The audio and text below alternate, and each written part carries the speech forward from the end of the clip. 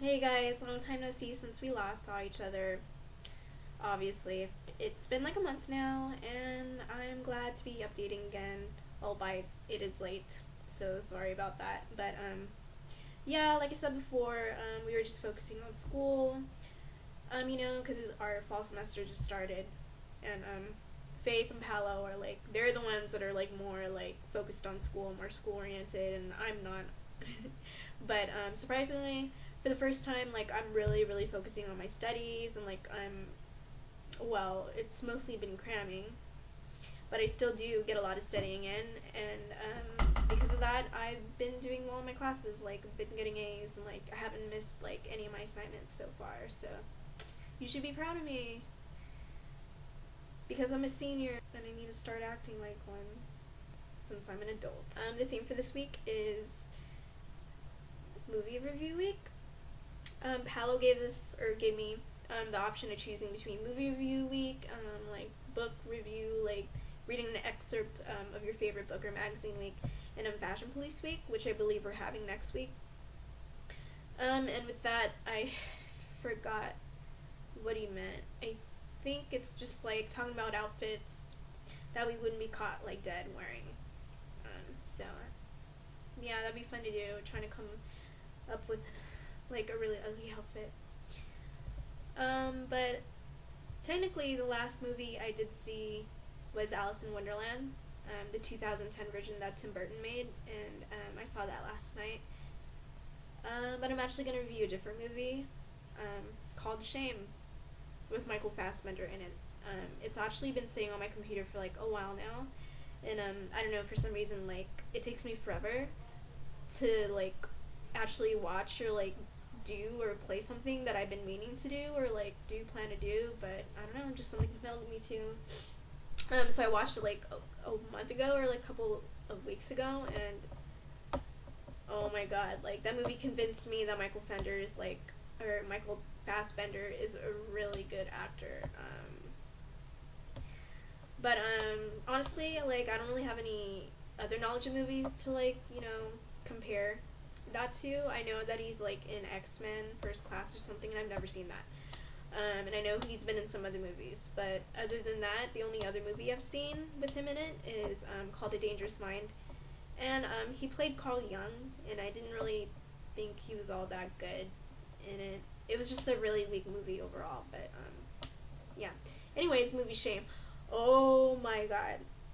Honestly, I just wanted to watch it just because like Michael Fassbender's like fucking hot, and the movie is like I think it's NC-17 or like NR, like not rated, so like anything goes, and like it was about sex, and I was like, oh, hot person sex movie, I'm there.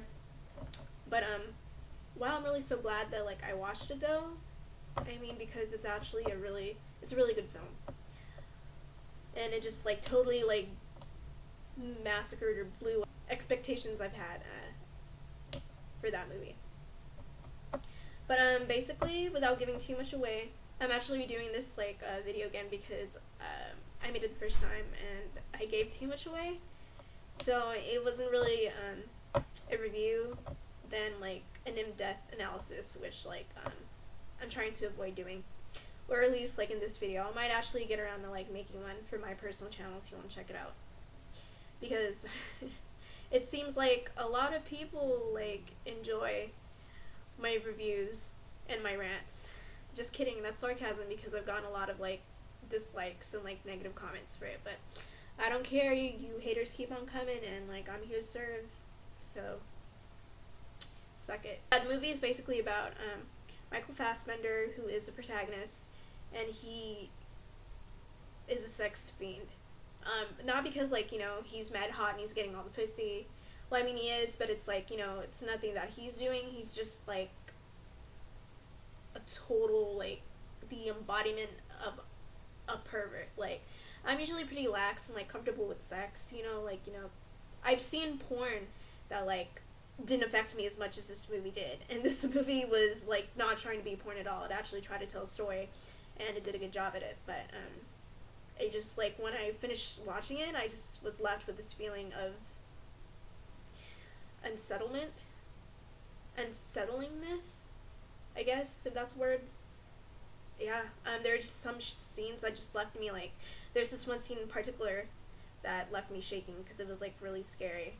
Um, but it just really does like a good, like a tremendous job at like painting like what a sickness that sex addiction can be, and it's not just about like being hot and just like having sex all the time. It's like having this problem that even a normal seeming or like, you know, attractive guy like has. It's funny because like, okay, I'm gonna go a little bit in depth but not too much.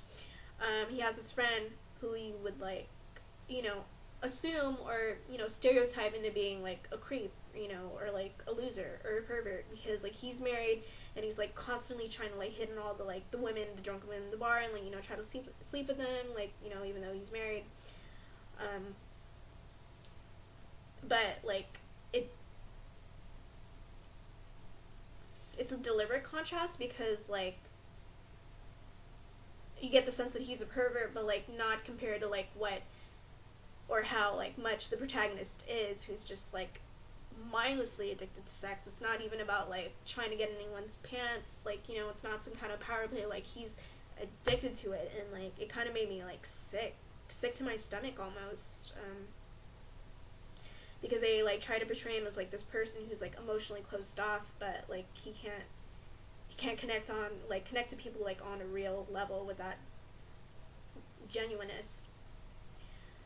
So it's just really sad. You feel sad for his character, and I think the movie did a great job at like, you know, exploring to something that you think, or that really isn't all that interesting, because like that's kind of like just a stereotype in itself, like saying like someone who's like, you know, has like no meaningful relationships, I mean, and all they do is have sex, but it just comes at it from such like an organic level. Like, I don't know, you just like have to watch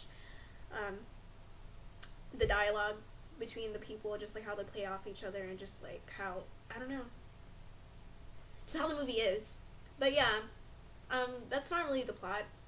What the plot actually is that he's a pervert and his sister comes and like just crashes at his place and like totally fucks shit up because like, cause he is a pervert, he has like a perfect routine and lifestyle, like how he's used to like living in his depravity, and she just ruins that for him by unexpectedly showing up.